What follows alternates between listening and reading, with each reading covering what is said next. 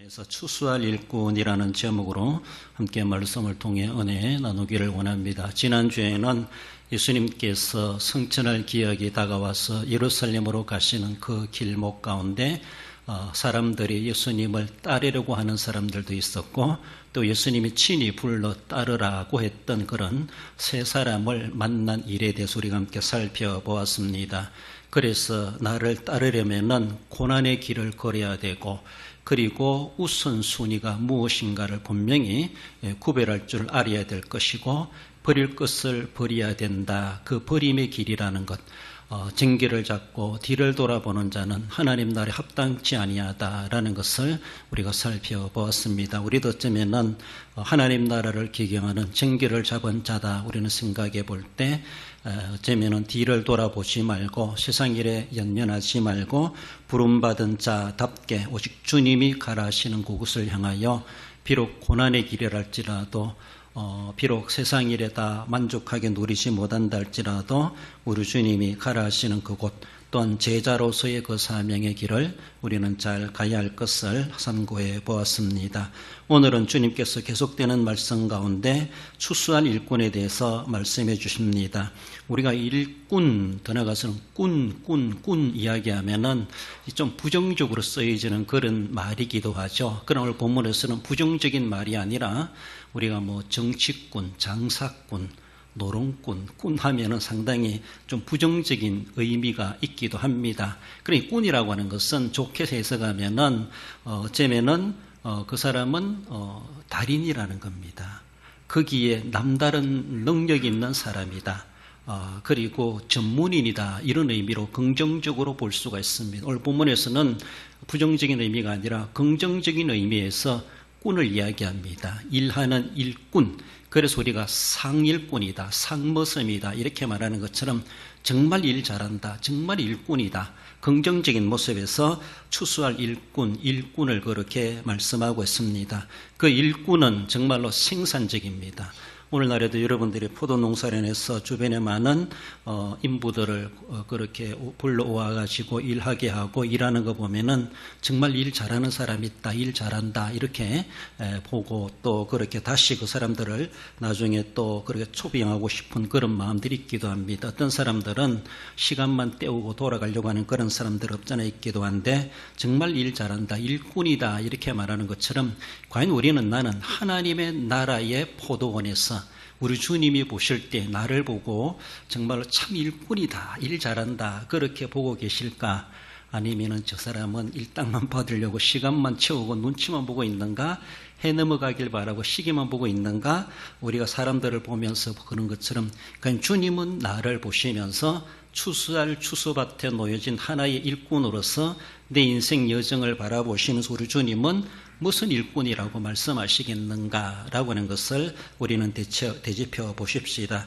일꾼은 생산적입니다. 긍정적입니다. 그리고 남김이 있습니다. 그러므로 참 상일꾼이다 이렇게 말하는 것처럼 오늘 본문에서는 긍정적인 모습에서 일꾼이라는 말을 하고 있다는 것을 우리는 생각하며, 본문에서 요청해 주는 것처럼 나도 주님의 그 하나님의 나라를 기경해 가는 그 밭에, 추수해야 될 밭에 상일꾼으로 쓰임받는 자가 될 수 있어야 할 것입니다. 먼저는 부족한 추수꾼을 말씀하고 있습니다. 2절에 이러시되 추수할 것은 많되 일꾼이 적으니 그러므로 추수하는 주인에게 청하여 추수한 일꾼을 보내주소서 하라.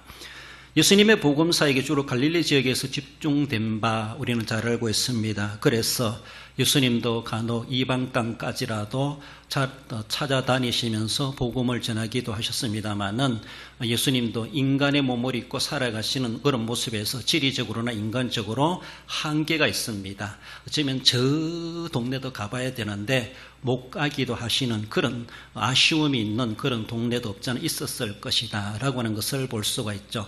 그래서 오늘 본문에 70인의 전도대를 예수님이 보내시는데, 지금 그래서 어떤 주석가들은 예수님이 가고자 했지만 다 가지 못했던 그런 동네들로 이런 일꾼들을, 이들을 대신해서 70인의 전도대를 앞에서는 다르면 12명의 전도대 제자들을 보내시기도 하셨는데 이제 70명의 전도대를 구성해 가지고 예수님이 가고자 하셨던 그 동네마다 예수님이 다 찾아가지 못한 그런 험지 그런 곳들에 이렇게 일꾼들을 보내셨다. 그렇게도 말씀하시기도 합니다. 참 찾아가기가 쉽지 않은 그런 동네들이 많았죠. 그래서 그 아쉬움을 남는 그런 동네에 70인의 제자들을 둘씩 짝지어서 오늘 본문의 1절에서 보내셨다. 그 후에 주께서 따로 70인을 세우사 친히 가시려는 각 동네와 각 지역으로 둘씩 앞서 보내시며 가고 싶어 했지만 주님이 다 가지 못했던 그런 동네들 대신 70명의 제자들을 짝지어서 보내셨다라는 것을 말씀하시는데 그런데 참 일꾼이 부족하다. 이것을 한마디로 말씀하고 있습니다. 상징적인 70인 그것은 바로 오늘날의 성도라고 말할 수가 있고 어쩌면 우리가 어쩌면은 도시의 큰 교회든 시골의 사이즈가 적은 교회든 일꾼이 부족하다는 소리는 다 하고 있습니다. 큰 교회는 큰 교회 나름대로 일꾼이 없다라고 말하고 있고 작은 교회는 작은 교회 나름대로 또 일꾼이 적다라고 하고 큰 교회는 큰 교회만큼이나 일하는 범위도 많다 보니까 그러면서 또 일꾼이 참 없다, 일할 사람이 없다 그렇게 계속해서 아쉬워하고 안타까워하는 그런 모습을 보기도 합니다. 어쩌면 부흥의 시대뿐만 아니라 어른 환란의 시대랄지라도 일꾼이 부족합니다. 부흥의 시대라고 해서 일꾼이 많은 것이 아니죠.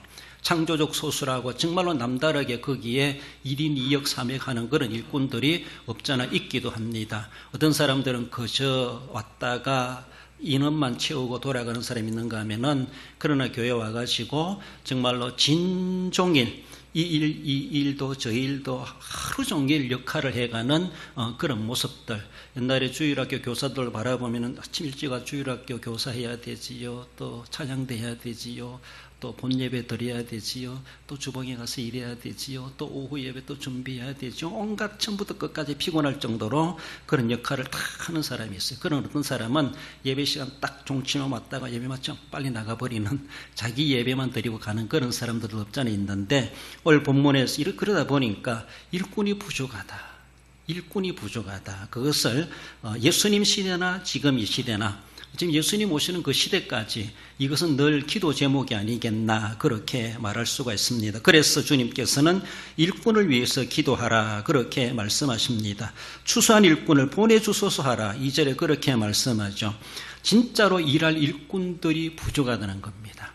이렇게 일꾼이 부족한데 어쩌면은 얼마나 우리는 하나님 앞에 일꾼으로 쓰임받고 있는가 우리는 늘 생각해야 되죠. 그래서 일꾼을 보내달라고 늘 기도해야 될 것. 오늘 일꾼이 풍성한 것 같아도 그 일꾼의 인적 자원이 얼마나 갈지 알 수 없습니다. 그래서 늘 계속해서 일꾼이 수급되고 공급되어지고 충원되어지고 그러게 되면은 정말로 이렇게 순환적으로 일꾼들이 그렇게 편안하게 일할 수가 있는데 일꾼이 부족하다 보니까 1인 2역 하는 그런 모습이 없잖아 있다라는 것을 볼 수 있습니다. 물론 그래 남다르게 1인 2역 하고 수고하면은 우리 주님께서 그 모든 수고를 다 알아주시고 하늘의 상급으로 분명히 보상해 주신다는 것을 우리는 내다볼 수가 있습니다. 일꾼을 위해서 늘 기도해야 될 것을 말씀합니다. 오늘 우리에게 늘 주시는 늘 일상적으로 우리가 기도해야 된다. 오늘 본문에서 기도하라, 자원하라, 일꾼이 되어라 이렇게 말씀하십니다. 그래서 먼저는 일꾼을 보내주셔서 기도해야 될 것을 말씀하고 날마다 하나님 우리에게 일꾼이 바닥나지 않게 해주옵소서. 일꾼이 계속해서 충원되게 보내주시옵소서 늘 기도해야 된다는 겁니다. 나아가서는 일꾼으로 자원하라고 그렇게 말씀하십니다. 기도할 뿐만 아니라 기도하다 보면은 하나님이 내게 감동 주실 수가 있어요. 보내달라 하지 말고 네가 가라 그렇게 감동 주실 수가 있어요. 그러니까 사람들이 보내달라고 기도도 안 하려고 그래요. 혹시 나를 가라 할까 봐 이렇게 겁내기도 하는데 겁낼 거 뭐 있습니까? 우리가 뭔가 할 수 있어 가라 하는 것이 아니라 하나님이 가라 하시면은 하나님이 책임져 주시고 하나님 믿고 가는 거예요. 우리가 뭐 능력이 있고 실력이 있겠습니까? 그래서라도 여호수아 4장 12절에 보면은 갈렙을 이 산지를 지금 내게 주소서 내가 여호와께서 말씀하신 대로 그들을 쫓아내리이다. 저 아낙 자손들이 거하는 저 산지를 누가 차지할 것인가? 정말 85세 된 노구의 갈렙이 여호수아에게 그 땅을 내게 달라고, 그 선지를 내게 주소서, 이미 40년 전에 약속했던 것을 기억하며 어쩌면은 그렇게 노년의 갈렙이 그 아무도 가고 싶지 않는 험악한 사람들이, 산족들이 사는 그곳을 자기들의 구역으로 할당해 주면은 자기가 올라가서 그들을 쫓아내고 그 땅을 차지하겠다라고 하는 것을 그렇게 용기 있게 요청하고 있는 것을 봅니다. 자언하고 있다는 것이죠. 자언하고 있어요. 나이와 상관없이 믿음의 나이로 그렇게 감당해 가는 것을 보죠. 이사야도 부름받을 때 이사야 6장 8절에 내가 여기 있나이다 나를 보내소서, 그렇습니다. 험지를 자언하는 것이죠. 좋고 환경이 좋고 인프라가 구축된, 그리고 일하기 편한 그런 곳에 자언하는 그 시기보다 아무도 안 가려고 하는 곳, 한마디로 험지를 자기가 자언하는 것이죠. 선교적으로 바라보면은 창의적 접근 지역이다, 그렇게 말합니다. 기독교인들을 용납하지 않고 선교사 입국을 거절하고 선교사 이름으로 활동을 못하게 하고 기독교를 핍박하는 그런 지역들, 그래서라도 거기에 신분을 속인다기보다 신분을 드러내지 않고 거기에 가서 복음을 전하려고 하는 창의적으로 접근해야 된다는 것이죠. 그러니까 어쩌면은 기독교인이라는 목회자라는 그런 선교사는 신분을 가지고 가는 것이 아니라 어쩌면 일반적인 모습에서 전문 기술을 가지고 태권도라든가 컴퓨터라든가 농법이라든가 또 그 나라에 필요한 어떤 기술을 익혀가지고 그들에게 간다는 것이죠. 요새는 동남아 저런 데 가면은 한글 교사가 그렇게 인기가 좋대요. 그래서 옛날에는 태권도 사범하면은 어디든지 다 막 환영해 줬대. 이제는 태권도보다가도 그 사람들이 우리나라 오고 싶어가지고 한글 시험에 합격해야지 우리나라 노동자라도 온다는 거예요. 그래서 한글 학교를 개설하면은 그렇게 사람들이 많이 모여던데요. 시험에 합격하려고, 우리나라 오려고.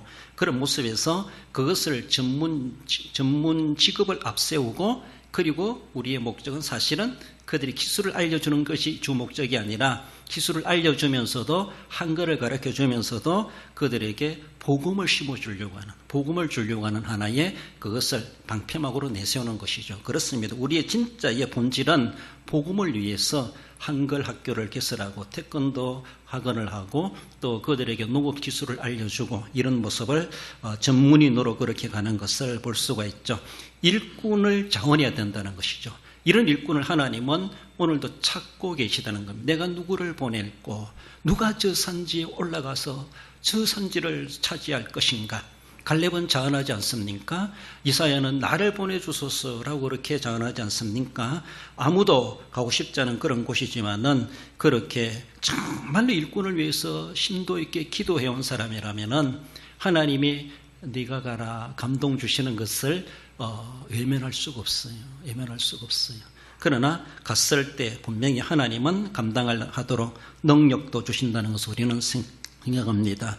나아가서는 부족한 추수꾼에 대해서 협력하는 일꾼이 되어야 될 것을 말씀해요. 내가 직접적으로 현장에 가지 못한다 할지라도 우리는 기도로, 물질로, 자기의 시간으로, 몸으로, 재능 기부, 재능을 통해서 우리가 가지고 있는 앞에서 말씀드린 것처럼 태권도나 한글 가르치는 교수법이나 또 그들에게 농업 기술을 알려주든지 또 그들의 필요한 것들, 뭐 미용이나 이런 것들, 그런 내가 가지고 있는 재능을 통해서 단기 선교, 현지에 가가지고 그들에게 봉사하고 그걸 매개체로 삼아서 복음을 전하는 이런 선교사님의 일을 협력하는 현장의 사역자들을 돕는 그런 일들까지도 우리가 할 수가 있습니다. 그래서 본문에 부족한 추수꾼을 위해서 우리가 해야 될 것은 먼저는 기도해야 되고 내가 그렇게 자언할 줄 알아야 되고 내가 가지고 있는 능력을 가지고 재능을 가지고 그렇게 하나님의 나라 위해서 협력하는 것. 그래요.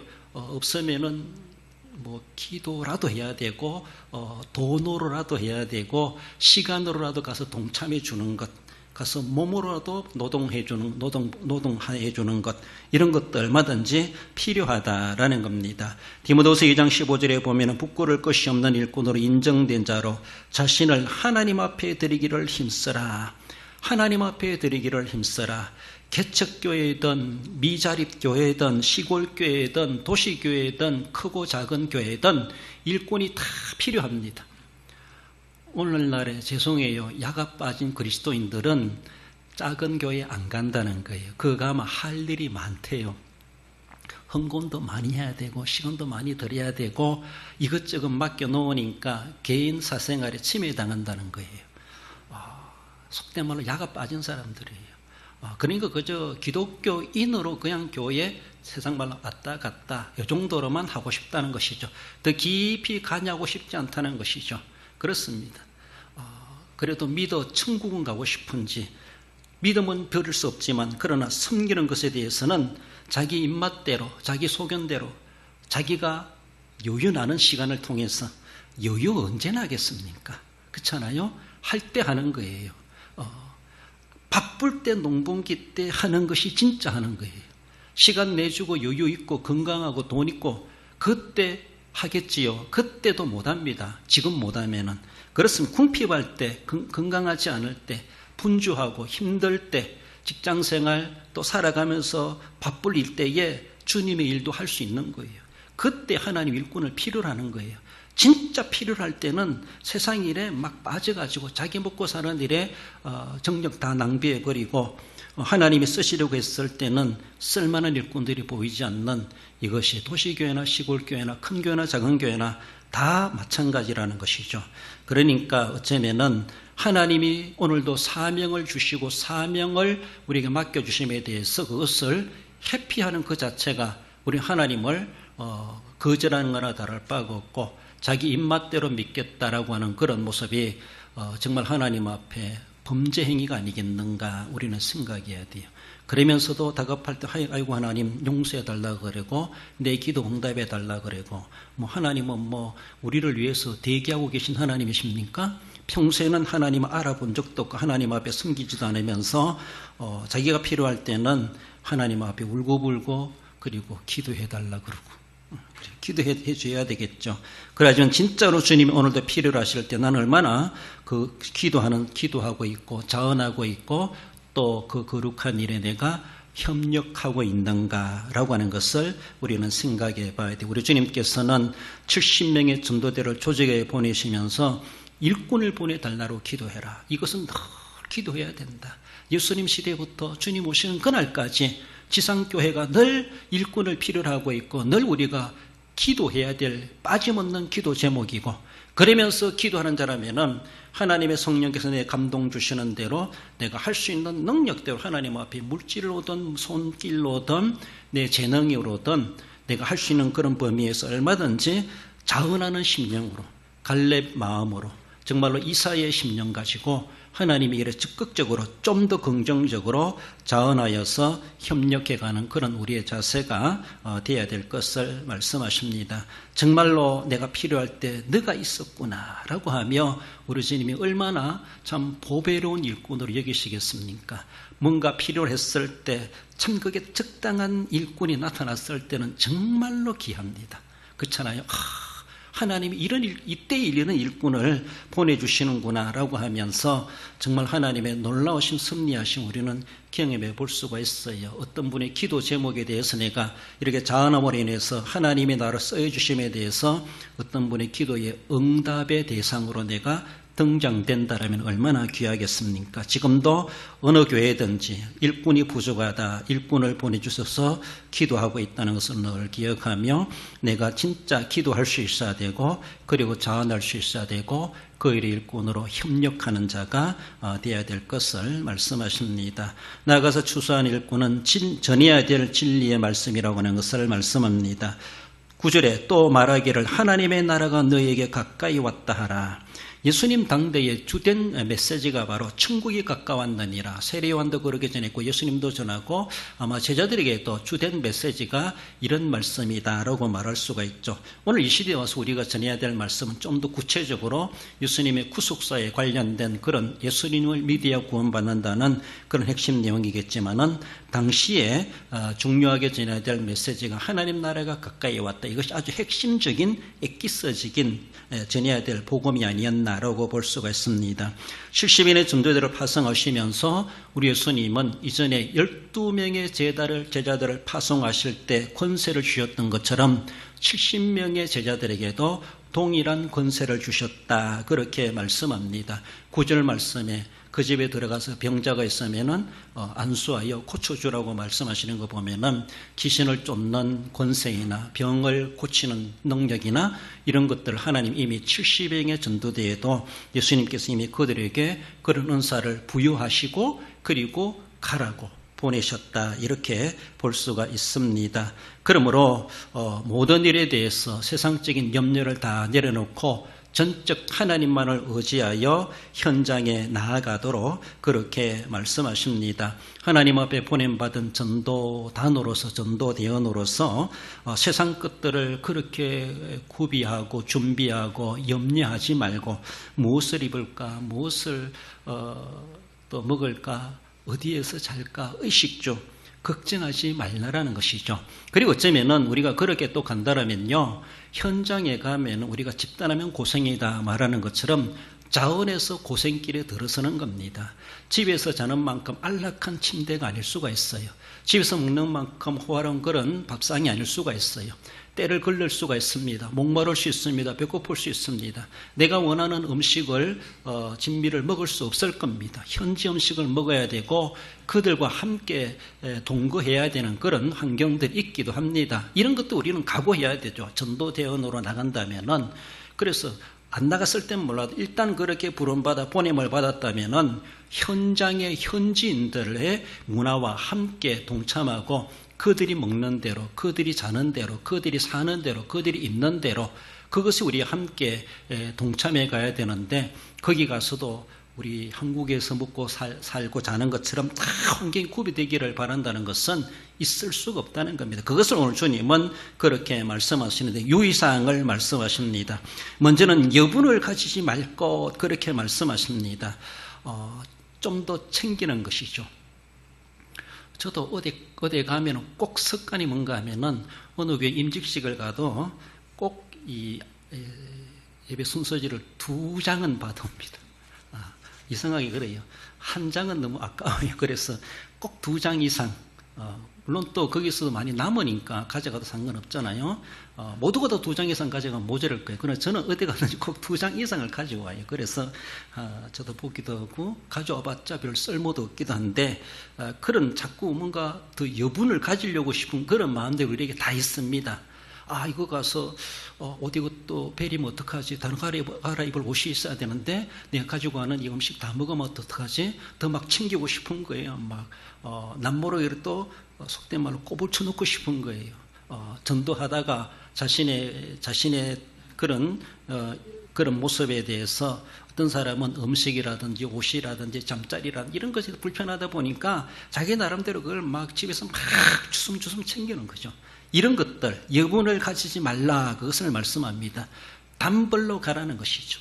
주문이나 전대나 뭔가 다른 것도 여분으로 가지지 말고 속된 말로 단벌, 그대로 딱 한 가지씩만 가져가고 현지 조달 받으라는 것이죠. 현지에서 주어지면 주어지는 대로, 안 주어지면 안 주어지는 대로 거기에 그렇게 적응할 수 있어야 된다는 것이죠. 그것은 전적으로 하나님을 의지하라는 겁니다. 세상의 것들을 너무 전전긍긍해서 다 구비돼가지고 그것 때문에 내가 평안하게 복음 전도 사역하는 것이 아니라, 불편하다 할지라도 하나님이 광야 이스라엘 백성들에게 시시때때로 필요하도록 또 불편하지 않도록 옷이 헤어지지 않고 신발이 부르트지 않도록 그렇게 하셨던 것처럼 하나님께 전적 맡겨버리고, 이런 모습이지만은 하나님 앞에 의식주를 맡겨버리고 나아가라는 겁니다. 세상 것들 너무 걱정하지 말라는, 그거 걱정하다가는 전도 못한다는 겁니다.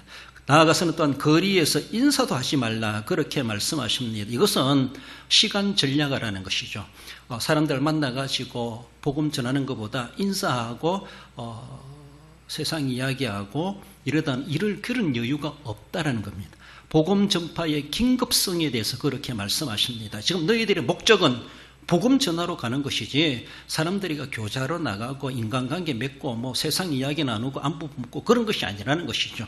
그냥 간단하게 눈인사할지 모르지만은 그것에 너무 시간 투자하지 말라라는 것이죠. 목적과 좀 벗어난 예외적인 행동들에 너무 투자할까 봐서도 그렇게 말씀하신다라는 겁니다. 본질적인 것이 아닌 것, 비본질적인 것에 너무 투자한다는 것이죠. 그렇게 하지 않도록 하라, 주의하라는 것이죠.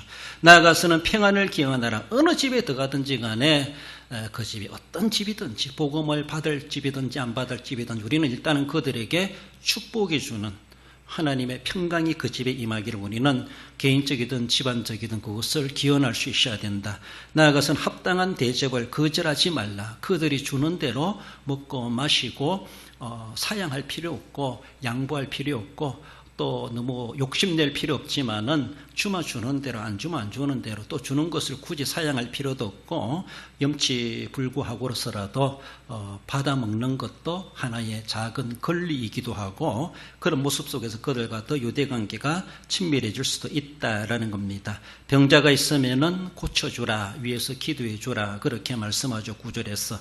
그리고 나아가서는 반드시 복음을 선포해야 될 것을 말씀합니다. 복음을 선포하는 것은 그 사람이 받아들이든지 안 받아들이든지 그 집에서 나오면서 발에 먼지를 틀어배면서 나오더라도 예수 천국 말씀을 선포하고 오라는 겁니다. 안 받아들이니까 저 사람들 복음 전하지 말자, 등 돌리지 말고, 등 돌린다 할지라도 받는 사람이든지 안 받든지 우리의 주 목적은 복음을 전하는 거예요. 복음을 지금은 안 받을지 모르지만은 내가 그렇게 선포하고 나온 그 집안에 그 한 영혼이 하나님의 택한 영혼이라면은 언젠가는 그 말씀 속에 그들은 끌려올 것이고 하나님은 분명히 구원받을 그 말씀의 매개체로 허락하실 수 있다라는 겁니다. 지금은 용납하지 않는다 할지라도 언젠가는 택한 백성이라면은 오게 되어 있다는 것이죠. 그래서 한 번 찔러 안 된다고 해서 영원히 구원받지 못할 사람인가 그렇게 생각하면 결코 아니라는 것이죠. 반드시 선포해야 될 말씀이라고 하는 것을 말씀하죠. 예수님만이 유일한 구세주입니다. 우리 예수님께서는 당신의 죄를 사하시고 십자가에 달려 돌아가셨습니다. 그 사실을 인정하고 믿으면 구원받는 겁니다. 당신 믿어 구원받으라고 우리가 그 소식을 전해주러 왔습니다. 잘 모르지 않습니까? 잘 알도록 하기 위해서 전해주러 왔습니다. 그 사람들 해코지하기 위해서 뭐 그렇게 나쁜 게 결과를 맺도록 하기 위해서 온 것이 아니라는 것이죠. 그 한 영혼이 구원받도록 위해서 바로 그 사람을 위해서 우리가 왔다는 것. 그래서 복음을 나쁜 소식 전하지 말고 반드시 그들에게 선포해야 될 진리의 말씀을 선포해야 된다는 것이죠. 좀 더 부정적인 의미로 보면은 믿지 않으면은 죽어 지옥 갑니다. 이 말씀도 가감없이 강하게 예수 천국 불신 지옥 분명히 요약한다라면은 믿으면 구원받지만 믿지 않으면은 지옥 갑니다. 이건 하나님의 말씀입니다. 이거는 어느 누구도 변개치 못할 절대 진리입니다. 그렇습니다. 예수님을 믿음으로 구원받고 이 세상에 있을 때 예수님을 믿지 않고 불신으로 살아가다가는 결국은 죽어 그 영혼과 육체가 지옥에 떨어지고 맙니다. 이것이 우리가 전해야 될 진리입니다. 예수 믿어 구원받아서 그것만이 아니라는 것이죠. 안 믿으면 지옥 갑니다. 이것도 진리입니다. 그 진리를 우리는 분명히 선포해야 된다. 예수님만이 우리의 유일한 구세주가 되신다라고 하는 것. 그것을 위해서 이 땅에 오셨고 주님의 분부를 따서 우리는 그 소식을 당신에게 전해주러 왔습니다. 이 복음을 받으세요. 믿어 구원받으세요. 우리는 분명하게 전해야 될 것을 말씀합니다.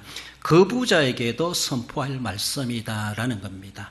안 받는다고 해서 지금 안 받는다고 우리가 그 사람을 부정적으로 대하기보다 11절에 너희 동네에서 우리 발에 묻은 먼지도 너희에게 떨어버리노라 라고 선포하라는 겁니다. 너희들이 안 받으면은 안 받아도 우리 책임이 아니다. 우리는 너희들에게 전한다. 그러므로 그 부자들에게도 복음을 전하면서 나오면서 우리 발에 묻은 먼지도 너희에게 떨어버리노라. 이거는 당대 그 시역의 근동의 이스라엘 사회를 중심으로 하나의 그들의 행동으로 나타내는 그런 의미가 있는데 보냄을 받은 전도제도는 단순한 사람이 아니에요. 하나님의 권위를 이어받아서 하나님의 사자로 간 거예요. 그저 내가 가는 것이 아니라 그 사람들은 하나님이 보내셔서 간 자들이에요. 그래서 하나님의 말씀을 외면하고 거절한다면 발에 먼지를 묻은 것을 떨어버린다고 하는 것은 그들이 하나님에게서 유기되고 떨어져 나가고 구원받지 못한다. 하나의 그런 행동적인 모습으로 나타나는 일들입니다. 그것을 나타내는 것이죠.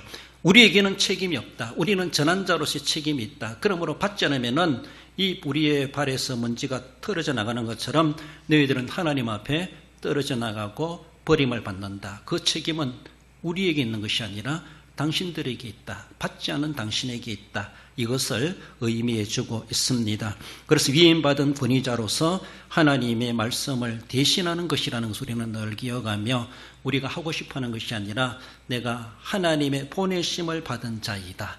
그런 권세를 가지고 거기 가서 분명히 마땅히 우리가 해야 될 책임을 분명하게 완수해야 될 것을 말씀하십니다. 그래서 추수한 일꾼, 지금도 부족한 가운데 그 일꾼을 보내주기를 위해서 기도할 뿐만 아니라 우리가 하나님 앞에 보내받은 복음을 전하는 일꾼으로서 당당하게 이런 유의사항들을 유의해가며 그래서 그런 가운데서 분명히 복음을 전하기 위하여 갔기 때문에 그 목적을 분명하게 이루어갈 수 있어야 할 것입니다. 그렇습니다. 불신지옥, 예수천국 불신지옥 이렇게 말하는 것처럼 우리가 좀 더 구체적으로 이야기한다면은 하나님에 대해서, 죄에 대해서, 예수님에 대해서 그리고 예수님을 믿는 사람의 교회 생활에 대해서 이런 것들을 우리는 좀 전해야 돼요. 하나님이 어떤 분인가? 하나님은 당신을 사랑하십니다. 우리는 다 죄인입니다. 멸망받아 하나님 앞에 버려지고 지옥 갈 처지에 놓여져 있습니다. 그래야지만 우리가 지옥 가기를 원치 않으신 하나님께서 우리의 모든 죄를 사하시고 구원하시기 위해서 예수 그리스도를 보내주셨습니다. 예수님이 우리를 위해서, 나를 위해서 모든 죄값을 십자가로 다 대속해 주셨습니다. 그리고 부활하셨습니다. 이 사실을 인정하고 마음속에 받아들이면은, 영접하면은, 그것을 믿으면은 당신은 하나님의 자녀가 됩니다. 하나님의 자녀가 된 사람은 정말로 예수님을 믿고 남은 생에 교회 생활을 통해서 천국 갈 때까지 믿음을 지켜가는 것이 너무나 중요합니다. 그래서 교회가 있습니다. 그래서 교회를 다니는 거예요. 그래서 교회 생활하면서 더욱더 믿음이 커가면서 뿐만 아니라 내가 당신을 전도한 것처럼 당신도 이런 믿음의 사람이 되어서 또 다른 이웃 영혼들을 전도할 수 있는 그런 복된 믿음의 생활을 해갈 수 있습니다. 이런 것들을 우리가 깨우치고 가르칠 수 있어야 됩니다. 핵심적인 것은 바로 예수님이시라는 것이죠. 예수님이 왜 오셨는가? 예수님이 어떤 분이신가? 오직 예수님을 믿음으로 구원받는 것. 그래서 딱 둘인다면은 예수 천국 불신지옥 이런 말들이 나온다라는 겁니다. 그렇습니다. 어떤 가운데서 우리는 복음을 전하는 것이 목적이에요. 가서 기분 나쁘고 잘 안 받아들인다고 대판 논쟁만 하고 주장만 하고 혈기만 부리고 싸우고 오는 것이 아니라 그런 것들을 정말로 뱀같이 지혜롭고 비둘같이 순결하게 잘 대처해가면서 우리가 간 목적에서 빗나가지 않도록 복음의 일꾼으로서의 사명을 우리는 어떤 유혹과 핍박과 또 박해 가운데서도 우리의 목적을 잘 이루어갈 수 있어야 할 것입니다. 함께 읽어봅시다. 디모데후서 4장 2절입니다. 너는 말씀을 전파하라. 때를 얻든지 못 얻든지 항상 힘쓰라. 범사에 오래 참음과 가르침으로 경책하며 경계하며 권하라. 할렐루야. 그렇습니다. 듣든지 아니 듣든지 때가 있든지 없든지 우리는 분명히 말씀을 전해야 될 분명한 복음의 일꾼이요 추수할 일꾼으로 시험받았다라는 것을 늘 기억하시며 직접적이든 간접적이든 우리의 삶의 현장에서 나는 일꾼이다